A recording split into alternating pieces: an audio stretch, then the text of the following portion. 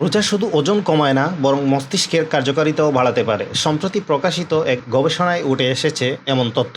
Cellular ও সংক্রামক অণুজীববিজ্ঞান সাময়িকীতে প্রকাশিত এই গবেষণায় দেখা গেছে, রোজার ফলে মস্তিষ্কের সেই সব অংশে পরিবর্তন আসে যা ক্ষুধা ও আসক্তির নিয়ন্ত্রণ করে। একই সঙ্গে অন্ত্রের জীবাণুর গঠন ইতিবাচক পরিবর্তন হয়। বিশেষ করে Upru কুকাস comes O you bacterium এলি নামক উপকারী জীবাণুর সংখ্যা উল্লেখযোগ্যভাবে বৃদ্ধি পায়। গবেষকদের মতে অংশগ্রহণকারীরা গড়ে 7.6 কিলোমিটার ওজন কমিয়েছেন। পাশাপাশি অন্ত্রের পরিবর্তিত জীবাণুগুলো এমন কিছু উপাদান তৈরি করে যা মস্তিষ্কের ক্ষুধা নিয়ন্ত্রণ ও আত্মনিয়ন্ত্রণের ক্ষমতাকে প্রভাবিত করতে পারে। বিশেষজ্ঞরা আরও জানান, মস্তিষ্কের বাম নিম্ন অরবিটাল গাইরাস নামক অঞ্চলের কার্যকারিতা কমে গেছে, যা খাদ্য গ্রহণ নিয়ন্ত্রণে সহায়ক ভূমিকা রাখে। অর্থাৎ রোজা শুধু দেহের নয়, বরং মস্তিষ্কের সিদ্ধান্ত গ্রহণ ও খাদ্যাভ্যাসের গুরুত্বপূর্ণ প্রভাব ফেলে। গবেষকরা মনে করেন, মাঝে মাঝে উপবাসের অভ্যাস ওজন কমানো ছাড়াও বিপাকীয় স্বাস্থ্য উন্নত করে, মস্তিষ্কের কার্যকারিতা বৃদ্ধি করে ও দীর্ঘায়ু সম্ভাবনা বাড়ায়। বিশেষজ্ঞদের মতে